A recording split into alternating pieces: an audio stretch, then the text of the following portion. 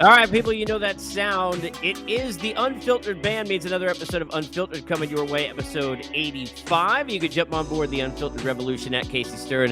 Get in the Twitter bio, jump on the YouTube channel. Of course, you're listening everywhere you get your podcasts, Apple, Spotify, and so forth. And my guest today, a friend and former teammate, a Hall of Famer, and the editor-in-chief at The Athletic in D.C., David Aldridge. D.A., appreciate you, man. Thanks so much for doing this morning.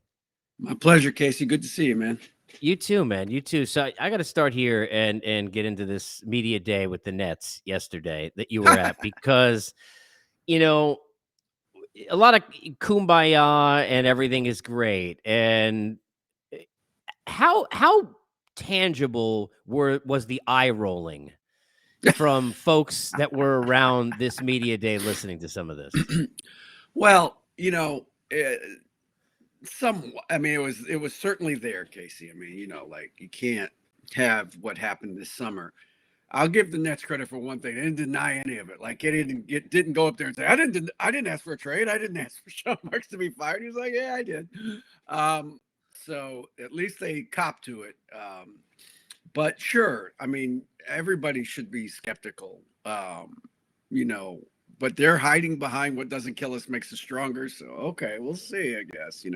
The one thing that's in their favor is they still have so much talent, right? With KD and Irving back and presumably healthy Ben Simmons and Joe Harris coming back and Patty Mills and Seth Curry. I mean, they got a lot of firepower. So if they ever do figure it out, it could be interesting, but they haven't figured it out in 3 years, and so I'm a little doubtful that they'll figure it out in the fourth year. But sometimes desperation makes you do things.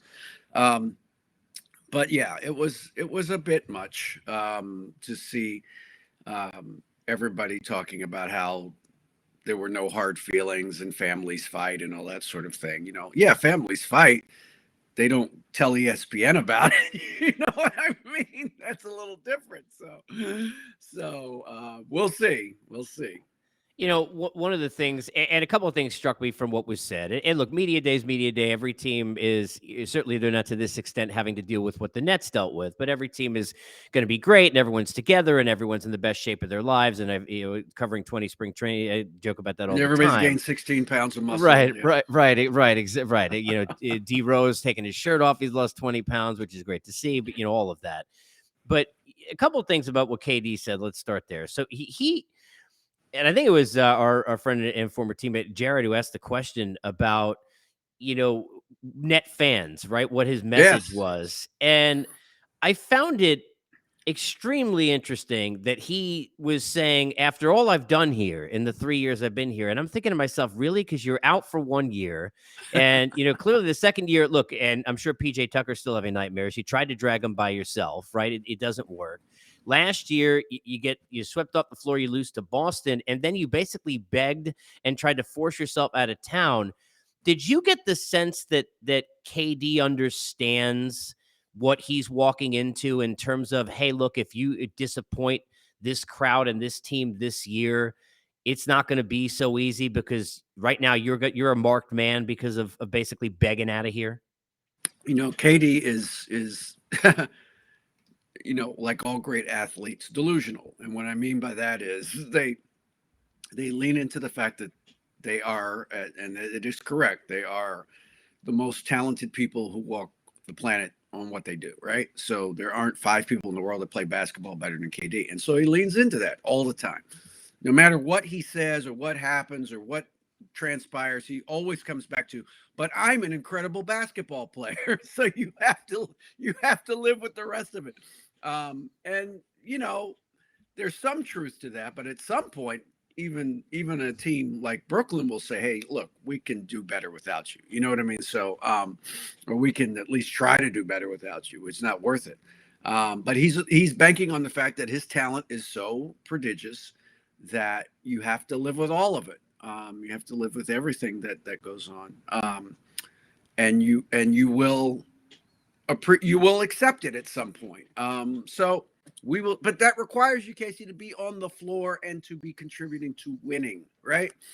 And so if you are indeed one of the greatest players in the league and you are capable of doing it, then yes, sometimes you have to drag a team that's not as talented as you past the first round, and they didn't do that. And it wasn't even that they got swept by Boston. As we saw, Boston was a terrific team last year. It was they got pantsed by Boston. You know, like it wasn't even close. Boston was it was a non-competitive series, right? And so that is what I think is an indictment of KD last season. Um, and does he have a point? Where was the rest of the team not doing the right things? Yes, but you know that's part of the deal. When you're a great player, you get blamed when things go wrong, and it's unfair. It's not accurate, but it's the reality of life in the big city, right? And so um, he's gonna he's going to lean into his talent. He's going to lean into his skills to always kind of bail him out and rescue him when there are tough questions and tough issues to face. You know, I find it interesting. Kyrie said something to the effect of it was the first time in his career he'd been embarrassed when they got Yeah, swept by the Celtics. And I wanted to almost say out loud as I'm watching that, you mean other than the embarrassment when you were on the Celtics, is what I felt like saying when you're getting outplayed by Gordon Hayward, who'd been harsh. back for like 8 minutes. Right. Kyrie, after everything that has happened, forget not just everybody focuses on the play with the vaccinations and his comments on how the world is, and he's a different dude, right? He's an interesting guy, but he won with LeBron. He won 28 games a season without him, right? He went to Yeah, Boston. We know how talented a player he is. Legacy gets often overused. yeah. But is his legacy somewhat in some danger if he doesn't kind of figure this out of being an unbelievably all-time talented guy, but not an all-time player? Well, I mean, legacy is always written by people who weren't there, right? Who weren't in the midst of it. And that's reality. So yeah, I mean, I think Kyrie's got to, he's got to make it about what he does on the floor. If he can get back to that guy that made the series finals winning three for Cleveland in 2016, then he can shut everybody up. But it's never about what Kyrie is doing on the floor because he's rarely on the floor, for different reasons. Some are injuries, which are unfortunate and unavoidable and nobody's fault. But then some are just, I'm so, contrarian. I'm willing to give up $100 million to make a point. Okay, you're allowed to do that, but then you can't in the next breath say, and I'm one of the greatest players who ever lived. Because part of being great is being on the floor every night. That's why old people like me, point to the fact that what made Jordan and Karl Malone and people of that era and Larry Bird and Magic Johnson and Isaiah Thomas great was that they played every night. They played. Sometimes they played with broken bones, but they went out there and played. And it doesn't make them more virtuous, but it does mean that they sucked it up. And they dealt and they got beyond whatever it was that was bothering them on a particular day and played. And that's all I think people are saying with regard to Kyrie is that you can't say you're a titanic big time player if you're not on the court. And that's what he has to do, is get back to being on the court regularly, because he is, and I got in trouble this summer for saying it, his skill set is not replicable. What's the word? It's not, you can't copy it. It's incomparable, right? You can't copy it. KD's a great scorer. There are other great scorers in the league. They do it differently, but the bottom line is that they score the ball. Like Damian Lillard's a great scorer, Of course, yes. You can't replicate. That's the word. You can't replicate what Kyrie does in terms of his ball handling, his ability to pass, his ability to score at all three levels. His skill set is something that can't be replicated, but it has to be shown on the floor. And so that's where he has to make his argument on the floor. And are you a winner, right? I mean, and it's the end of the day. And that's one more on the Nets here, because Ben, he's such a talented player, and his defense doesn't get enough credit. The ways he impacts the game doesn't get enough credit.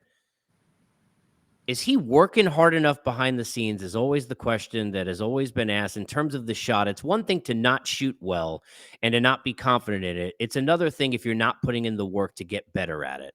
Yeah. What's the sense you got that the Nets believe that is he putting the work in? Did you get the sense that even if he doesn't admit necessarily maybe being humbled in putting those words out, do you get the Mhm. sense he's been humbled? I don't, it's hard to say. I mean, this is generational, Casey. It has nothing to do with that. My powers of observation. I don't know what young people are humbled by these days. Yeah, me neither. Me neither. I don't know what makes them I think TikTok. become introspective and say, maybe it's me. Maybe I need to change. Yeah. I don't know if that's a gene that's in them in large numbers, but I think it comes back to with Ben. You know, what he's got to, if he will just play in terms of do what basketball requires you to do in a given situation, which is the ball swung out to you and you're open, you have to shoot it. It may not go in. It may not go in. You may shoot 20% on threes in a given season, but you have to shoot. That's what the game requires you to do in that given moment. And so if he can come to that, I mean, it could work. He definitely could help them. I mean, he played, if you go back and look when he was in Philly, when Joel Embiid was injured and Ben Simmons basically played center, Philly was remarkably good. Terrific. They were terrific. Yep. And there's no reason they couldn't do that again. In fact, Brooklyn doesn't really even have, significant presence in the middle going into the season. There's no disrespect to Nick Claxton and the other guys that are playing there, but there are minutes there at the 5 for Ben. He could play the 5 and be okay, or KD could play the 5. So there are ways that they can utilize all this talent to get the most out of it. And I can't, and I don't want to try to, diagnose someone's mental health issues, and so if Ben Simmons says I was struggling with some things and I was in a dark place, I can't dismiss that. Nobody Right? can. No, nobody. And so I'm not. But again, it comes back to with all of these guys. But it's what you do on the floor that matters. That's right. That's right. So if you just do what you need to do on the basketball court, none of the other stuff is going to rise up and become an issue. Yeah, and look, it's I guess part of me says that because in watching, the pod that he did with JJ, Mhm. it came off. And look, all of this is unfair, right? We all observe as humans, right? It came off to me questionable whether or not he acknowledged or understood some of the parts that he played on the basketball court that Yeah. were his own fault. Yeah, no, I mean, yes, no, I mean the Philly, he disappeared. Come on, he disappeared when they needed him against Atlanta, and I think you have to cop to that, and so you have to say, look, the moment got to me. In that moment, I was not at my best. That's right. And if you just do that, I think most people are, or have an understanding or have the empathy and go, okay, well, we've all had moments where we messed up and we try to do better the next time. But to just say, well, my teammates threw me under the bus. Well, that's right. Because you didn't do what you were supposed to do. And DA, I think about all the greats in sports, and it's funny. The first guy that came to mind with this is a guy that beloved for both of us at different times in terms of baseball fandom, but Max Scherzer. I think about when he gives up a run in 8 innings, he's like angry at himself, and the only thing he talks about is giving up a run. Kobe, how about all the greats? Sure. They're hardest on themselves. You don't want to have to see a player that's supposed to be a great player, and you feel like you're harder on them than they are on themselves, and that's sometimes difficult. I want to ask it just this part on the Celtics situation, which is, look, I mean, there's much more to it than even any of us or ever know. Some of us know, and that's okay because I'm sitting here and you're sitting there. Yeah. What was odd to me was it kind of reminded me, and I'll give you a parallel. So I remember being around the Astros and that whole situation after a totally different story, but after everything had come out and they had thrown the players out there in a caravan before the season started. And Altuve and Bregman and those guys got caught with their pants down because they didn't really know what to say, what had been out, what had been.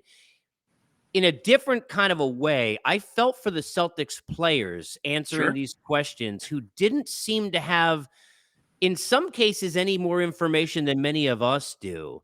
Did the Celtics do a bad job with that, with not at least internally seemingly explaining, DA, whatever they had to the players? The players came off, you tell me, from what, listening to Jaylen Brown, like they were confused in terms of what exactly has occurred.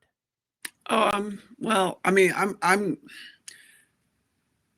I don't know that there is much that can be done when the calendar is the calendar. You had to have media day yesterday. Like, I mean, I guess they could have said, "Hey, give us 3 days and we'll have it on Thursday." But could they I have mean, I met guess with MTA? Do you think I mean, it seemed like they didn't do a job at least getting everybody together and say, "Hey, well, look, this is I right." mean, I don't know that there was a lot that they could tell them, Casey. I mean, like what could legally Right. Well, yeah, that's what the can an problem, right? organization tell its That's employees fair. about an ongoing That's HR fair. investigation? That's fair. Like if That's fair. Like no, Fair. none of us, if we're in a company, we can't say, "Hey, why is Bob not here today?" Right. Well, here's why. Like they And we don't can't have to do it answer it in front. legally, We don't have to right? answer it in front of the press. But it came. I felt for them in that Yeah, spot. no, I did too, and obviously they were, in the dark on a lot of this, as many of us are, and will continue to be. I mean, there's just not a lot that is going to be made public, at least not now. And I would think in the coming weeks, about this situation, which is why it's so, it's so difficult because it involves one of your highest profile employees, and nobody can talk about it. Nobody outside of a very small circle of people can talk about it, and so it's extremely difficult. It's difficult for the team. It's difficult for the players. It's difficult for Joe Mazzulla, the new coach, the interim coach. So yeah, I mean, there's no good answer here, Casey. I mean, obviously, yeah, they certainly did not seem to know what was going on, but I don't know how you can alleviate That's that. fair. That's I fair. don't know what That's you can fair. do they are a company. I mean, Yes. yes, they're a basketball team, but Boston Celtics Inc. is a company which has rules that they Right. must abide We don't by. ever think of it that way. And You you're know, right, the timing, DA, too, right? It just so yeah. happens that this, and I don't know how that could have been helped. They do have a lot of leadership on the floor and in the room, and obviously still Brad Stevens in the organization. So we'll see how all that goes. I want to go to DC because I love Brad Beal as a player, person, everything. Mhm. But I've thought at times over the years, like, do I wish I could like be a birdie in his ear and say, just get out, just want out. He is. It's inspiring, the dedication. Are you surprised at all? I mean, what's been your sense of being around it, of just how dedicated he is to wanting to win there? What does that say about him and to the organization, DA? Well, look, I think it's legit in terms of. I mean, there's two things at work here, Casey. I do think that Brad's a very loyal guy. I think it meant a lot to him that when the organization had to choose between him and John Wall, they chose him, right? And so, and John Wall was the guy that they literally rolled the red carpet out for when he got here as the savior of the franchise, and the owner put big, huge posters of him up on alongside the building that they play in. But when push came to shove, they said we'd rather roll with Brad going forward. I think that meant a lot to him. Now, I think the $250 million also meant a lot to him. So, I mean, It both things can helps. be true, right? And so I'm not mad at him for wanting the bag either, so he took the bag too. I think it's legit. I can't, again, it just is amazing to me that when somebody, all the things that we want our athletes to do, we want you to be loyal, we want you It's to sit, we true. don't want you to You're run right. at the first sign of trouble, and when they don't run, they go, "What's wrong with you? Why Yeah, aren't you running?" you're surprised. You're surprised. But are you at all? Even though he had been so consistently this way at this most recent pass, was there any thought to you that okay, maybe now he gets? Because I guess the way I'm asking this, DA, is the NBA specifically is a sport where the guys are in such a fraternity. He's got Mhm. friends that are big time level on big time teams. Are you at all surprised that he didn't get tugged enough that direction to leave, and that he is still in here for the long haul? I think I know Brad well enough to know that Brad, what he did not want to do was be a joiner, right? Like, let me go be the third piece on this super team somewhere, because he would never get any credit if they won, it would always be, well, players 1 and 2 are the reason we won, and you were just along for the ride, Right. And I think he's got Right. enough Chris pride Bosh kind of a slash scenario, ego I to guess, go, maybe. well, I'm just as good as those guys are, and so I'm going to be the alpha male on this franchise and be the person that leads. And this is what I've written. Like, okay, well then you got to be the alpha male then. You want to be the man, you got to be the man. That means you got to play great at both ends of the floor. You have to help your team, not be mediocre. You have to give max effort at both ends of the floor. You have to defend every night. You have to take the responsibility of guarding the other team's best 2 guards every night. And you have to be the Pied Piper, which means you have to be the guy to get people to come to play with you. Like that's what I want. That's my kind of challenge to Bradley Beal is you be the guy to say, hey, I want to go to DC and play with Bradley Beal. And so that to me is the challenge that faces him going forward, to get players that are difference makers to be willing to want to come here and play with him.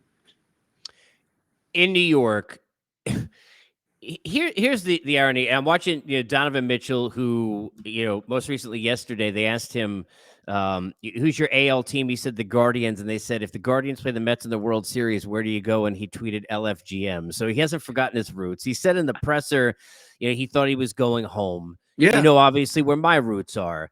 I know that he wouldn't have fixed everything that the Knicks have issues wise. Clearly, there are many reasons that make sense from a logic standpoint of why it didn't make sense to go give all of that for Donovan Mitchell. Right. Yet at the same time, it's Madison Square Garden another year probably without the playoffs.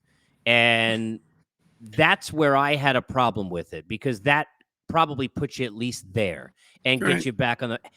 How do Leon and how does this group get? Is there a map? Do you see from covering it more of, should I feel better now than I felt 5 years ago, where I feel like I'm in this consistent trend of we're never going to get back there? I mean, how do you see the Knicks? I mean, I think that they are going in the right direction, right? I mean, I don't doubt that. Tibbs a good coach. I mean, there's a shelf life. Don't get me wrong with him, but they're not there yet. And I think they've got good pieces. Barrett made big strides, I think, last season, played very well in stretches.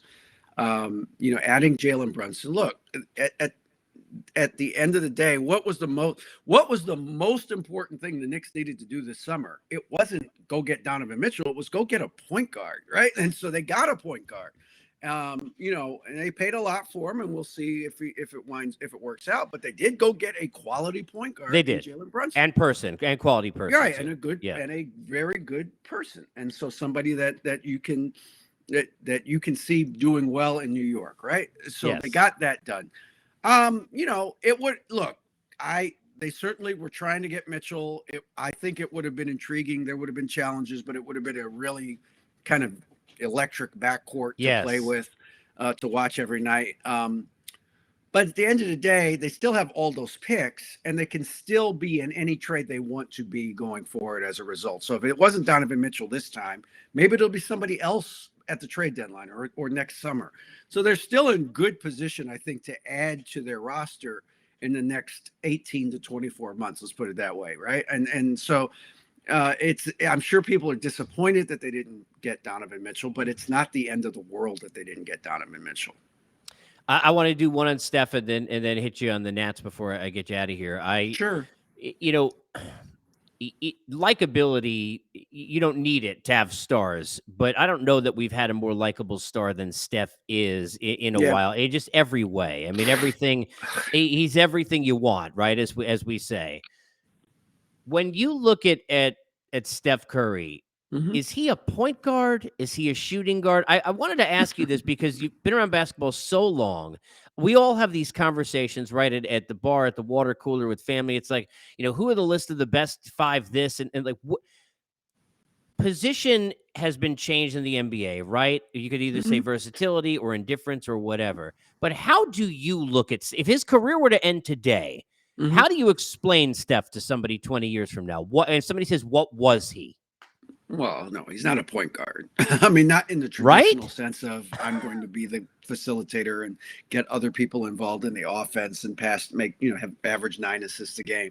Um, what he is the greatest shooting guard in the history of basketball. He's the greatest two guard in the history of basketball.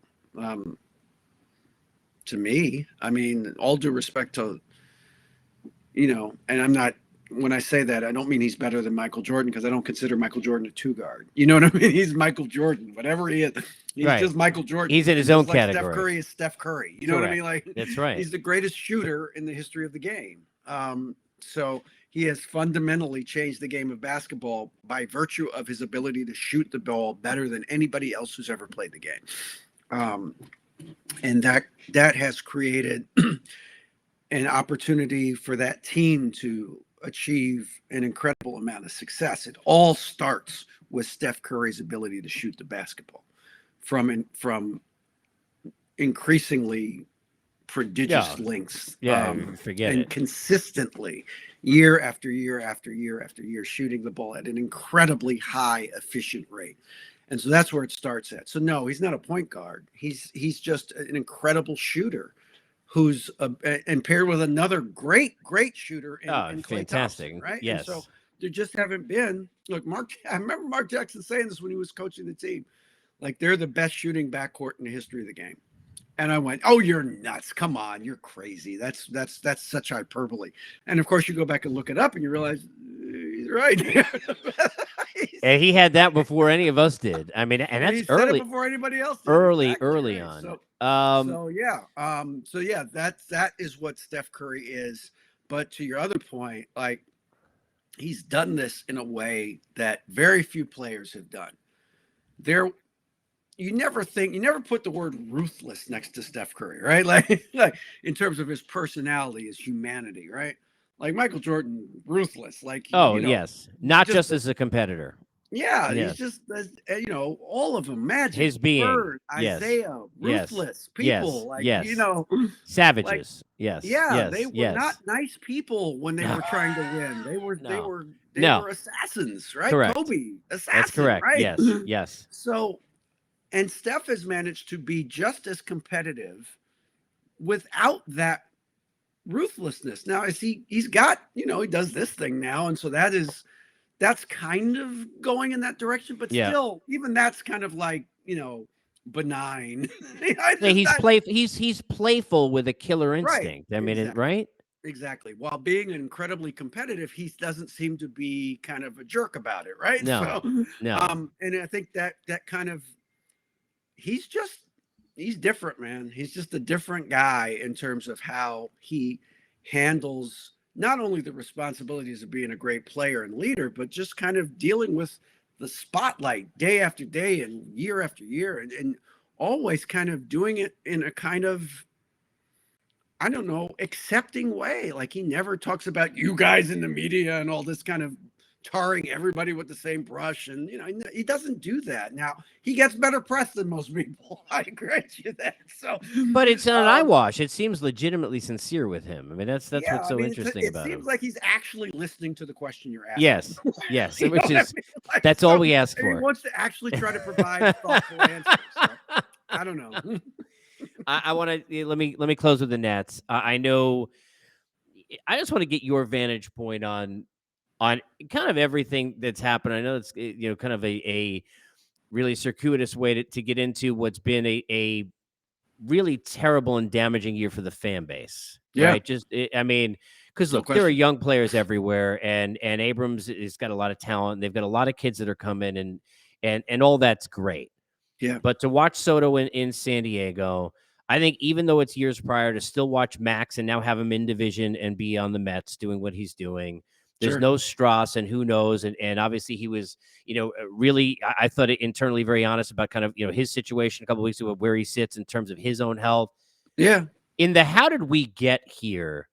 Is it still disbelief? What's the pulse of kind of the city and that fan base on what's happened here with DC? The thing that bothers people here in DC, Casey, is that group in 2019 that kind of, got off the deck and showed incredible resolve and fight. to get back to get to the playoffs, then get to the World Series, then win the World Series on the road, right? I mean, just showed incredible fortitude. They never really got a chance to defend their title, right? Because the next year was COVID, so nobody saw them. There was a banner raising in front of nobody, literally. There was, and so that the fans, the team never got the benefit of that next year where you can charge more for everything and everybody's happy to pay it because you just won a World Series, and creating a little ancillary income that may help you get another free agent and keep the party going. They never got the benefit of any of that, right? And then they started getting old. They were already old, and then they started getting really old. And so you had to have a sell-off. The thing that bothers me about how the Nats handled this is not so much trading Scherzer, because he was, at some point you can't keep paying a pitcher what they were paying him. I get it. And they already paid him a lot of money. And I think Max, in his heart of hearts, wanted to go somewhere where he could keep competing for playoffs and World Series. And so that's fair. The one that doesn't make any sense to me is Trey Turner. That makes no sense to me. Like, Trey Turner is exactly the guy you guys say you want. Like, he plays great. He doesn't say anything to the media. He has nothing to say to the press at all about anything. He doesn't call attention to himself. He just goes out and plays this incredibly productive shortstop every day. And he was kind of a throw-in to the Scherzer deal. And the guys they got back, I mean, look, Gray's got a chance to be good. He's had a terrible year this year. Ruiz has been good this year as a catcher. He's been good. I mean, so he's got a chance to be their catcher. Yeah, I like him. But you didn't even really try to re-sign Trey Turner. You just said, it's going to be too expensive. We're going to get rid of him. And then, okay, all right. That's a big pill to swallow for a fan base, but at least Soto's still here. Yeah. So people in Washington, after losing, Bryce Harper for nothing. That's right. Not That's trading right. him and not getting anything back for him. That's right. After trading Max Scherzer, who was beloved in this town. After trading Trey Turner, everybody's like, what are you doing? Everybody could at least go back. Well, at least we get to see Soto swing the bat. That's right. You got to hang your hat on. That's your franchise face. And so, to me, it's like, okay, who represents Juan Soto, okay? So if you're going to trade Trey Turner, then you must re-sign Juan That's right. Soto. That's right. It's a must-have. That's right. If not signing him before and then saying, okay, we're going to trade. And it seemed like that, they got, look, everything gets public, everything gets leaked and all of that. Yeah. They didn't do enough to keep him. And that's not just financial. I mean, they didn't make enough of, to your point, the concerted effort to understand chess moves before that we can't lose this guy. Well, you can't lose everybody. That's the point. That's the point. Like, you lost them all. Like, how do you lose all of them? And like, that's you know what? That's what teams do. Go all the way to the bottom. That's the guy we're going to keep here. And we're going to overpay if we have to keep him here. But we got to keep somebody here to give people hope that we can turn this thing around. And so what Mike Rizzo said was a retool. It's not a rebuild. Well, now it's a rebuild. That's garbage. They went all the way down to the floor. I mean, literally, they got nothing left. Yeah. It's unfortunate. And the prospects, they're all, some of them are intriguing. I want to see Robert Hassel at higher levels, and he could be really good. And Mackenzie Gore has a chance to be really good, and Abrams is already up. Yeah, and has played much better. It looks like he's got a chance to be an everyday shortstop. And getting Abrams allows them to move Garcia to second instead of watching him just. Wow, was he bad at shortstop? Yeah. Wow. But he's better at second, right? So all of those things make there's moves that make sense, but it's just disappointing that you had all of these guys come through here in a short period of time, and none of them made it 3 years past, the biggest moment in franchise history. That just doesn't even seem possible. It'd be like it would be like the Yankees losing Judge and Hicks and well, we can't lose all of these guys, right? Like maybe Judge is just too expensive, we can't resign him. But you lost them all? How do you lose them all? Davey Martinez had the bumpy roads to beautiful places. Remember, they got a lot of bumpy roads before they on get Mars right now. to. Like they're traversing. They're like Matt Damon in The Martian. They're just like going over the land. Oh man, dude, it's so good to catch up with you, man. I appreciate you doing this with me, Da. Of course, Casey, my pleasure. It's awesome. It's awesome to catch up. We'll definitely do it again soon. For anybody who jump on board the Unfiltered Revolution, get all of the episodes, Apple, Spotify, everywhere where you get your podcasts, and stay on board with us. And we'll see you next time.